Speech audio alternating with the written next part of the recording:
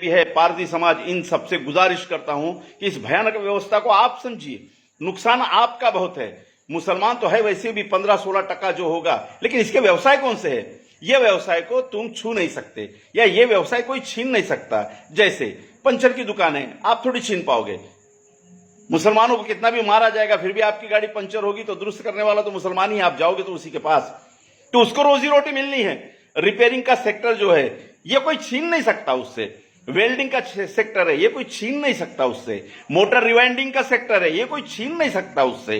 क्योंकि इतना बड़ा 130 करोड़ का देश, इसमें मोटरें तो खराब होगी, इसमें इंजन तो खराब होगा, इसमें इलेक्ट्रिसिटी तो फ्यूज होगी, इसमें तो वायर जलेगा, इसमें तो फ्रिज खराब होगा, इसमें तो वॉशिंग मशीन खराब होगी, इसमें तो आपका मिक्सर खराब होगा, मोटरसाइकिल आपकी खराब होगी, आपका ट्रैक्टर खराब होगा, आपको चिकन खाने का मूड होगा, आपको सस्ती बिरयानी खाने का मूड होगा, आपको सस्ते कपड़े लेने का मूड होगा, आपको बढ़िया कारागिरी अपने घर में करने का मूड होगा, है ना? आपको पीओपी करनी होगी, आपको टाइल्स बिठाने होंगे, आपको दरवाजे बिठाने होंगे।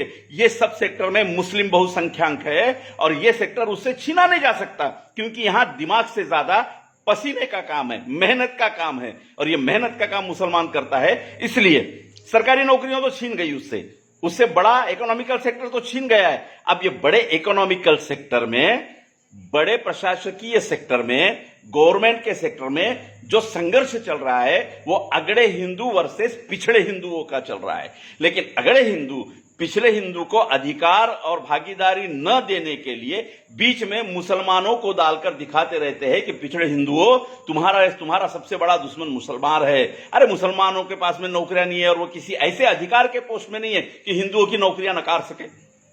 वो ऐसे बैंकिंग पोजीशन में नहीं है कि हिंदुओं का लोन नकार सके। वो ऐसे कमांडिंग पोजीशन में नहीं है कि अब पुलिस में, मिलिट्री में हिंदुओं का प्रवेश रोक सके। वो ऐसा एजुकेशनल सेक्टर में भी नहीं है कि वो हिंदू समाज के लोगों को कहे कि तुमको टीचर प्रोफेसर करके नहीं लेते। वो स्वास्थ्य के क्षेत्र में नहीं है कि हिंदू डॉक्टर को कहे कि तुझे कुछ नहीं मिलता चल जा। वो कृषि क्षेत्र में नहीं है कि किसानों को बोलेगा ए तुम हिंदू किसान हो, तुमको कुछ नहीं मिलता, आत्महत्या करो। सारा सिस्टम ये मनुवाद के मुट्ठीवर लोगों के हाथ में है और वही पूरे शोषण के लिए जिम्मेदार है। लेकिन निशाना कौन? मुसलमान। तो मुसलमान का ज्यादा नुकसान नहीं है, नुकसान मेरे हिंदू भाई का है। और ये हिंदू अगड़े वर्णवाद के वर्ण सृष्टि और वर्णवाद में पिछड़े हुए शूद्र मेरे हिंदू भाई, इनका जो संघर्ष है, इसके बीच में मुसलमानों को जबरदस्ती डालकर उनको विलन बनाकर पिछड़े हिंदुओं का शोषण किया जा रहा है। इससे इस समाज में बड़ा प्रॉब्लम 2019 में दिखाई देता है कि अर्थव्यवस्था तहस नहस हो गई। यह अर्थव्यवस्था तहस नहस होने की वजह भी यही संघर्ष है। यह संघर्ष से ग्रामीण क्षेत्र का रोलिंग रुक जाता है। मॉब लिंचिंग से केवल एक आदमी की मौत नहीं होती है, वो पूरा एरिया दहशत में आता है। बैल बाजार खत्म हो गए, बैल बाजार ठप हो गए। ये बैल बाजार केवल मुसलमानों के नहीं थे, कुनबी और किसानों की अर्थव्यवस्था इस बैल बाजार पे चलती थी। आज पूरे साल में गोवंश जो खेती के काम का नहीं होता है, उसका 30 से 35% निकालना पड़ता है मार्केट में। ये 30 से 35% जो मेरे किसान भाई है, हिंदू भाई, उनका वो गोवंश है जो खेती के काम का नहीं है। उसे बेचकर ही वो नए खेती के उपयोग में आने वाले जानवरों को खरीदता है। लेकिन वो पूरा क्या पूरा मार्केट ठप पड़ा है। जो चमड़ा 700-800 रुपए में जाता था, आज 20 रुपए में भी कोई नहीं लेता है। आज कुर्बानी के बाद में मुसलमानों ने पूरे चमड़े दफना दिए, लेकिन मरा कौन? मुसलमान नहीं मरा मेरा माजगी भाई जो सस्ते चप्पल बनाता था, मेरा चमार भाई, मेरा मोची भाई मरा। ये सारे हिंदू फोल्ड में आते हैं। तो समझ लीजिए, इस देश में मुसलमानों पर अगर मुट्ठी भर मनुवादी हिंदुत्ववादी हमले करते हैं और आप इसको नहीं समझते हो और आप भी मुसलमानों को दुश्मन की नजर से देखते हो या उनको बचाने के लिए नहीं आते हो, आप मॉब लिंचिंग में और मुसलमानों पे होने वाले हमलों के बीच अगर मुख्य दर्शक बने रहते हैं, तो आप ये समझ लीजिए कि भारतीय संविधान में जो हक और अधिकार की बात तमाम पिछड़ों के लिए की गई है, उसका भुगतान सबसे ज्यादा मेरा हिंदू भाई भुगतेगा।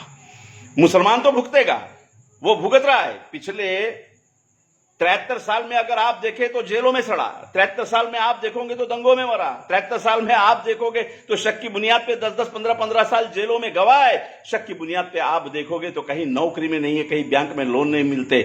मरा नहीं, जिंदा है।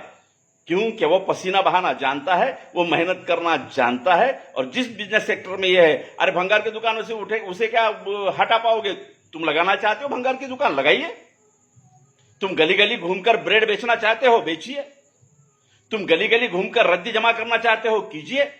तुम रिक्शा खींचना चाहते हो, खींचिए। तुम ऑटो में पूरी जिंदगी बिताना चाहते हो, बिताइए। तुम बाटले जमा करके उसमें से रोजी रोटी कमाना चाहते हो, कमाइए।